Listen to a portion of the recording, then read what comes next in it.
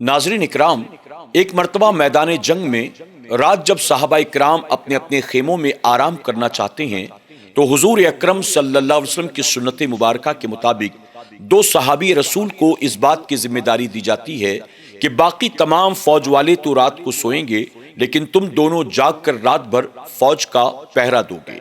वो दोनों भी इस जिम्मेदारी को निभाने के लिए तैयार हो जाते हैं। रात जब हो गई तो तमाम फौजी जो दिन भर के थके मांदे थे अपने अपने खेमों में जाकर गहरी नींद में सो जाते हैं।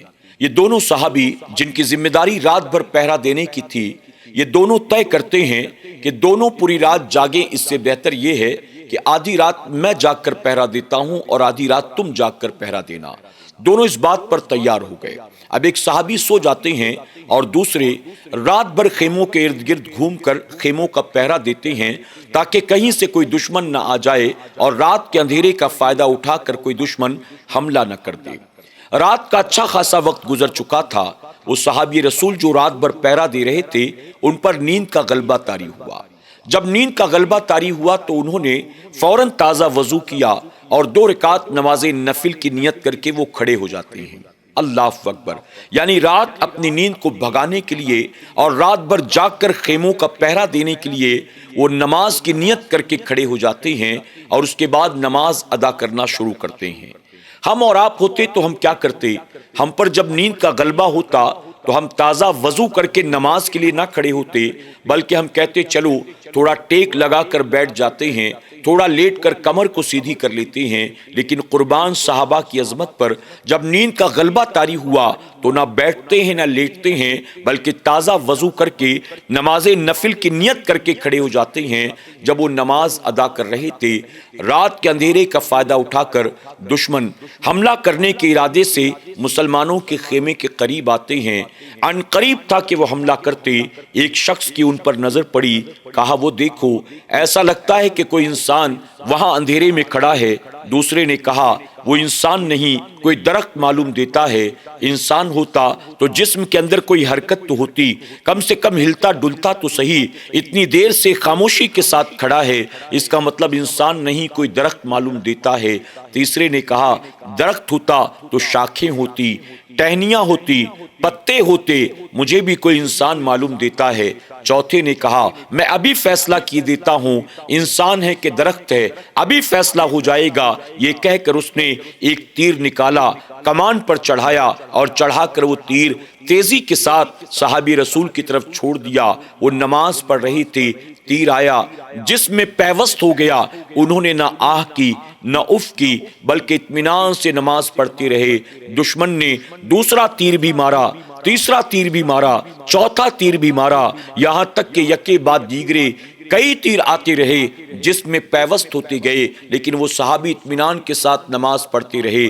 जब तीरों के दर्द की ताब ना ला सके, जमीन पर वो लुढ़क जाते हैं। जैसे ही जमीन पर उनका गिरना था, उनके जिस्म की आहट से दुश्मन भाग जाते हैं और वो जो सहाबी सो रहे थे वो जाग जाते हैं। उनकी आंख खुली, भागते हुए अपने साथी के करीब आए। आकर देखा तो पूरे जिस्म के ऊपर कई तीर लग चुके थे। उन्होंने हैरत के साथ कहा ऐ अल्लाह के बंदे, एक साथ किसी दुश्मन ने इतना तीर तो न चलाया होगा। जब पहला तीर आकर लगा तो तुमने मुझे जगाया क्यों नहीं? जब दूसरा तीर आकर लगा तुमने मुझे उठाया क्यों नहीं? जब तीसरा तीर आकर लगा तुमने मुझे आवाज क्यों नहीं दी? एक एक करके तीर लगते रहे, आखिर तुम क्या कर रहे थे? तुमने मुझे आवाज क्यों नहीं दी? आप जानते हैं जिनके जिस्म के ऊपर तीर पैवस्त हो चुके थे वो सहाबी क्या जवाब देते हैं? वो जवाब देते हैं रात के अंधेरे में ताज़ा वजू करके मैं नमाज की नियत करके खड़ा था और मैं हालते क़याम में कुरान की तिलावत कर रहा था। मुझे इतना लुत्फ आ रहा था,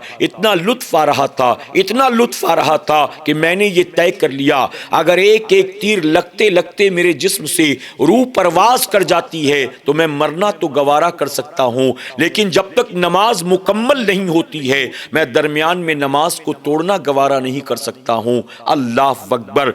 ناظرین اکرام، آپ ذرا سوچیں کہ وہ کیسے اللہ والے تھے، ان کو نمازوں میں کیسا لطف آیا کرتا تھا، ان کو نمازوں میں کیسا خشوع اور خضوع میسر آتا تھا، ان کو نمازوں میں کیسی لذتیں ملا کرتی تھی کہ وہ حالت نماز میں تیروں کی تکلیف تو گوارا کر سکتی تھی لیکن نماز کو توڑنا گوارا نہیں کرتی تھی۔ آج کے دور کا مسلمان نماز کو توڑنا تو بہت دور کی بات ہے، چھوٹے چھوٹے عذر کی بنیاد نمازوں کو توڑتا نہیں چھوڑتا نظر آتا ہے۔ سر میں درد ہو تو نماز نہیں پڑھتا، پیٹ میں درد ہو تو نماز نہیں پڑھتا، نیند پوری نہیں ہوئی تو نماز نہیں پڑھتا، بخار تھا تو نماز نہیں پڑھتا، بھاگ دوڑ بہت زیادہ تھی تو نماز نہیں پڑھتا۔ ارے کتنے مسلمان تو ایسے ہیں جو بلا کسی عذر کے نماز نہیں پڑھتے، نوکری کر رہی ہیں، فیکٹری چل رہی ہے، دفتر میں جاتے آتے ہیں، موٹی تنخواہ بھی ملتی ہے، روزانہ ہزاروں کا ٹرن اوور بھی ہو رہا ہے، اللہ نے نعمتیں بھی طرح طرح کی عطا کی ہیں، مکان بھی ہے، دکان بھی ہے، بیوی بچے بھی ہیں، مال و دولت کی کوئی کمی نہیں ہے، اللہ نے ہر طرح کی نعمتوں سے نوازا ہے، لیکن اللہ کا سجدہ کرنے کے لیے ان کے پاس وقت نہیں ہے۔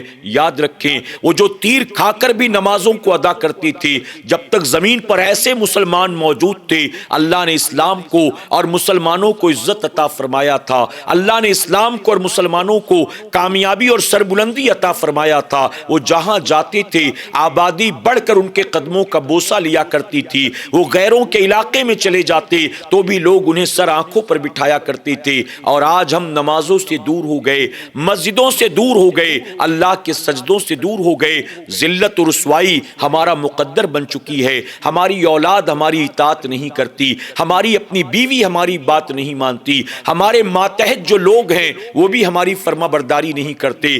وجہ یہ ہے ہم اللہ اور اس کے رسول کے نافرمان بن چکے ہیں۔ کیا آپ کو معلوم نہیں ہے اللہ نے قرآن مقدس میں تقریباً 700 مقامات پر نماز کا حکم عطا فرمایا ہے۔ اللہ جس بات کا حکم ایک دو بار نہیں، 100-200 بار نہیں، 700 مرتبہ دیتا ہے، اگر مسلمان 700 مرتبہ دیے گئے حکم کو بھی نہیں مانتا ہے اس سے زیادہ باغی کون ہوگا، اس سے زیادہ نافرمان کون ہوگا؟ ہمیں اور آپ کو چاہیے ہم بھی صحابہ اکرام کی طرح نمازوں کی پابندی کریں، اللہ کی عبادت، اللہ کے رسول کی اطاعت کریں، اللہ یقیناً عزت بھی عطا کرے گا، کامیابی بھی عطا فرمائے گا اور اللہ بعد مرنے کی جنت بھی عطا فرمائے گا۔ اللہ ہمیں عمل کی توفیق عطا کرے، آمین یا رب العالمین۔